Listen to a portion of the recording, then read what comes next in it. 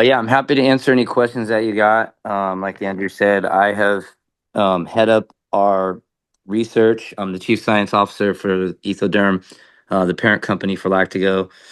And so I started there 11 years ago and wrote the patents and authored all of our peer-reviewed research studies. And so I definitely have an in-depth understanding of the molecular underpinnings of it and how it can help the athletes, along with, we've got the outcome-based studies in the Olympic Rugby 7 team from Australia, the All Blacks, and then also um, the study we did with AC Milan with their series teams. And so, yeah, I spent pretty much the last 30 years in human performance. I was not the strength coach for the Olympic team, but I did have most of our Olympians at our facility, like Brittany Reese, Dalia Muhammad, Carlin Isles. And then we also had Usain Bolt, Asafa Powell, most of the sprinters that were doing something, were coming through our facility. And so we just kind of use science to kind of help them compete with the rest of the world's Olympic athletes, a lot of whom are doping. And so we just used as much advanced science as we could, altitude tents, hundreds of thousands of blood lactate tests, all that sort of thing. And so that's pretty much where we were at when we came into contact with Lactigo. That was right around the time that all of our Olympic athletes started breaking those drug era records, like Brittany Reese breaking the 1984, Olympic trials long jump record, and Bolt breaking the record in the 100 and the 200, and then everything that Dalia was doing. And so yeah, it's been pretty powerful for us. It made its way through a lot of professional major sports at this point. It's been through two Olympic games, two summer, two winter. So four Olympic cycles with probably 30 plus countries. A lot of blue chip Division 1 college basketball and football are using it, more than I could even name. And then we're like the official recovery and performance gel of the National Hockey League. So it is supplied by the home team to the visitors in the locker room because it's on such demand. They just got tired of traveling with it. So it's safe, efficacious, no documented side effects. The formula is all cosmetic. We have OTC status with our menthol versions with the FDA. Our non-menthol version is regulated by Health Canada. Um, I'm trying to think if there's anything else. I think that's really kind of it from the top down, kind of top down look at it. I'm happy to answer any questions that you have on it. Thanks, it was great to meet you. Yeah. So basically, the Peter, he introduced Sandra and me, and I don't really have any expectations. I run a lab here, and I'm a director of the Center for Endurance and Extreme Human Performance. We work with athletes, and yeah, we work with multiple companies. We are running some controlled trials for Von Drunen Futureceuticals. You might be familiar with them. So we're testing some new products that they have. We work with VO2 Master, with Moxie, and yeah, we have a lot of triathletes in the area. So a lot of like high level performers that we test here, and pretty much, yeah. I don't have any like I didn't know about the gel before this meeting, so Well, I was going to say one thing I can provide some insight to.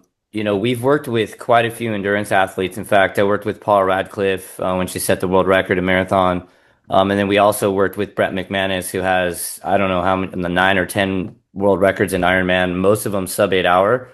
And so we're pretty familiar in the endurance space as well.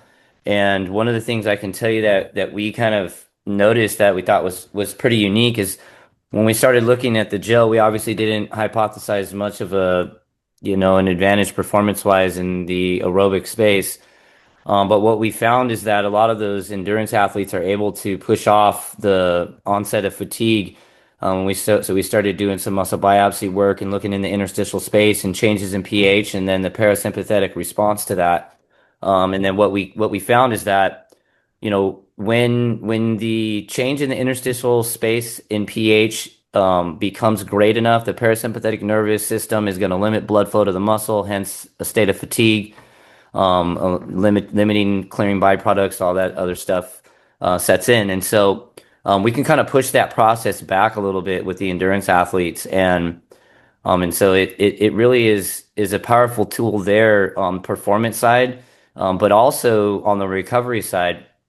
Even as the endurance athlete, like for example with Paula, as we increased her workload, her VO2 max went down, her gross efficiency went up, her muscle fiber phenotype started changing over to be more sports specific, and it can really help with a lot of that process on the recovery side, just with the biochemical milieu, the interstitial glutamate, and all those things that make it a challenge for the athlete to recover from day to day. And so there's a ton of benefits that you guys could see both in the performance of the athletes and also, obviously, if you guys are ever interested in doing any lab research on it.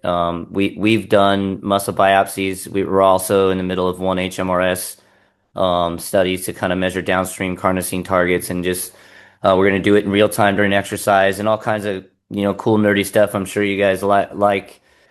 So yeah, if there's ever anything that you guys have questions about technical or are interested in potential partnerships. We love independent research. Obviously, if anybody ever does want to study it, that's better for us. Like the New Zealand All Black study was done by Dr. Marty Bevan down there at their Performance Institute. That's great for us. They did the gold standard, which is Wingate sprints. So yeah, we're interested to see how it can help you guys, get you guys some samples and let you play with it, and we can go from there. Oh, that's interesting. Yeah, we actually are completing one study. We had repeated Wingate sprints. So basically, they will go 3 times all out, 4 minutes rest in between, and we were looking in, of course, power, but we were looking in the lactates and all this, and that's what we do with this Futureceuticals company. So we were looking at the differences, and there is something going on in a third sprint. We can see the effects of this because it's an all natural product. It's not basically synthetic caffeine or it's from berries. So something is going on. We have a large effect sizes Oh there. wow, that's So awesome. That's really cool actually. When you say large effect size. yes, yes. So we have only 11 participants so far because I mean it's 6 weeks, three Wingates, one after another. So you have to be crazy to do that. 100%. Yeah, Yeah. and we're around 0.79, so it's not statistically significant, but effect size are large, so it's not like just random. Something is going on in the third bout over there. So that's interesting. So when you said Wingate, I was like, oh, okay, we are already doing study on Well, that let one. me just say this. In terms of the p-value, we look at that as a bit of an arbitrary thing because I mean, Christ, if your p-value is p 0.6 or even 7, but you have a large or medium to large effect size, we know what we're looking at, right? So, But you know what's the problem? I send the paper, and then the reviewer tells me small sample. And that's then some they're of them asking understand, they're some asking for reviewers power understand. analysis and all that kind of stuff at that point, right? So, Yes, yeah, we have that already. So it's like, yeah, I mean, so but we know that we have a directionally good way with this one. So we're optimistic with this. So I'm just interested in a gel. Does it like affect like the peripheral afferent signaling? So it it sh- changes it or it should. I mean, we've never looked and measured, but it should because I mean, we use this in the medical side too, where it has some crazy interactions with the nervous system, and it calms hyperexcitability and neurotoxicity and all these different things. And so I would expect 100%, yeah. huh. And also too, just to circle back real quick to that Wingate, you definitely take a look at the All Black study because what they did, to your point about it being kind of Sado to do repeated Wingates, they simulated a rugby match and they did 12 Wingate sprints with a rest period in between them. And compared, it was a triple blinded study, and compared to the placebo condition, the Lactigo group outperformed the placebo by a minimum of 100 watts on all 12 sprints. I think the lowest was I think around 94 watts, the greatest being 145. And so Was that in the last one or in the first one, 145? the 145 was after the recovery, so the seventh sprint after the simulated halftime. Mm-hmm. And the very first sprint was the lowest, which you would expect, and that was just under a 100-watt difference between the placebo. But it was really interesting because, to your point, the ones that had statistical significance, the effect size was 99, so it couldn't have been a higher effect size for that. So, yeah, those guys published a fantastic study down there with the New Zealand All Blacks. It's be interesting for you guys to take a look at that and see because Nice. that blew my mind after seeing like I mean literally every single sprint when you see the graph across the board the delta between the placebo and the lactigo group is just That's very interesting. off. Yeah, every Very single sprint. interesting. And they applied it on quads or Yes, they applied it on the quads and it's similar to all of our other research protocols, so there was no prior history use and it was after one application. So oh, that's very interesting. Yeah. Yeah. Well, yeah, if you have any interest in doing some research, maybe we can do something like that, where we can test. I have some really athletes, high level athletes here. I'm not sure that they would like to be like a test subject, but we can do something.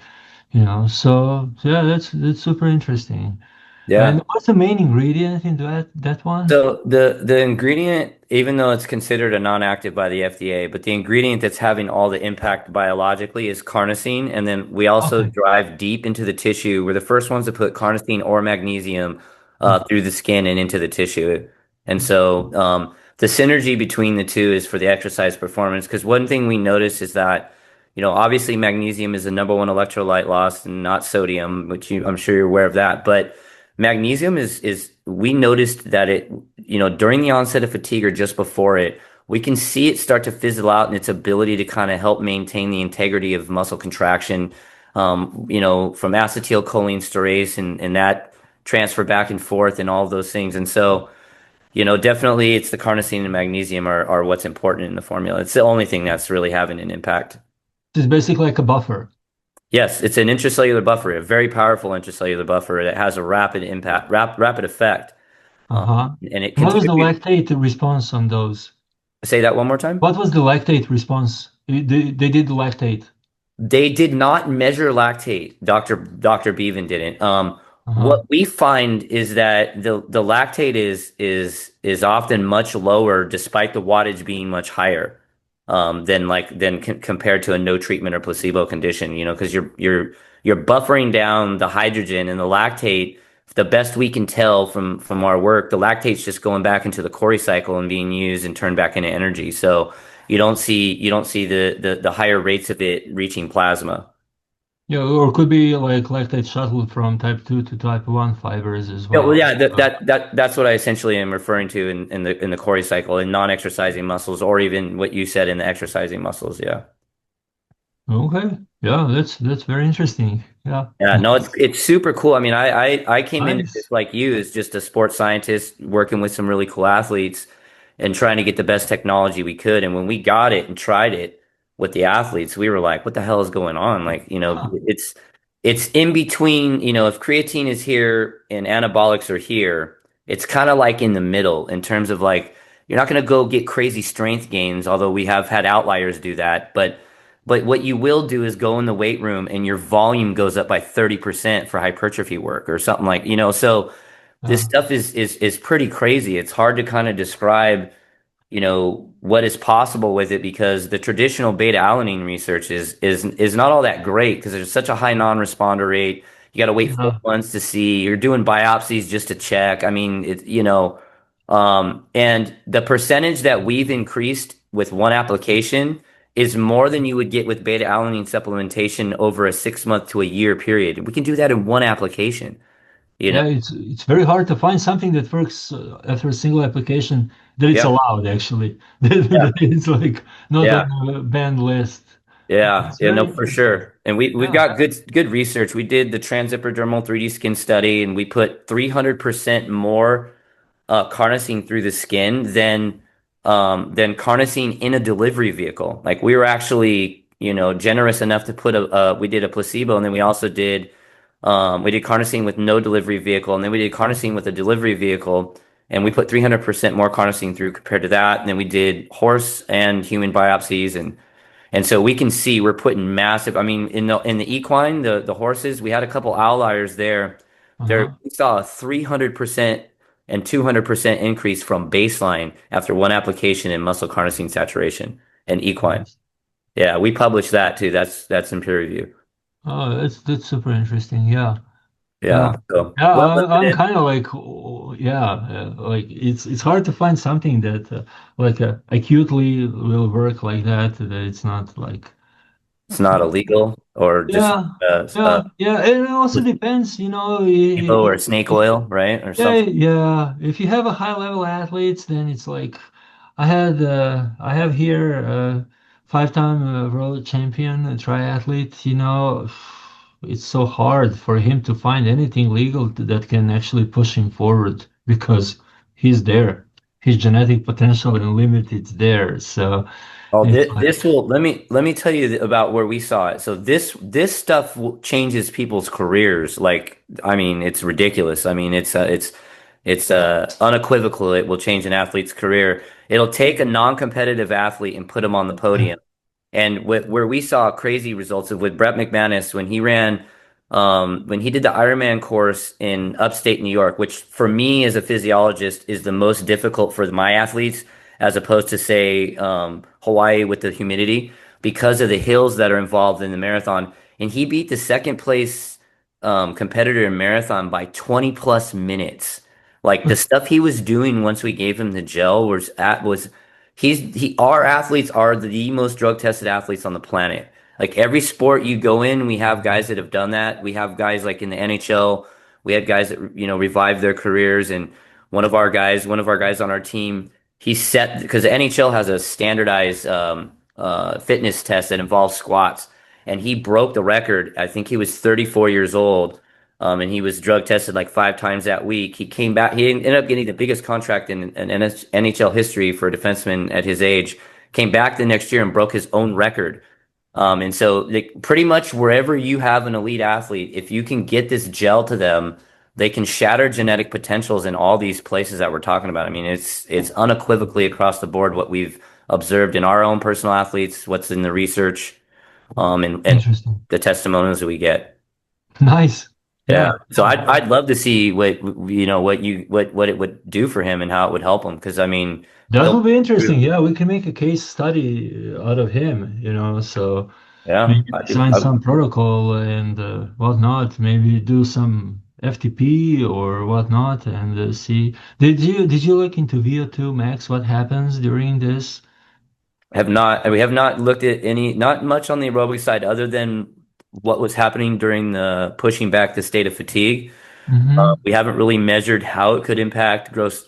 What we did notice though, something which was crazy is in that Wingate study by Dr. Marty Bevan with the New Zealand All Blacks, Mm-hmm. the data paints a picture of like an improvement in gross efficiency during sprints, which was crazy. So, I would love to see some information on gross efficiency changes over time in an athlete like that that's already conditioned and has reached a lot of their potential, where VO2 max is not likely to change anymore. Like Paula's VO2 max came down like 3 points as her volume doubled.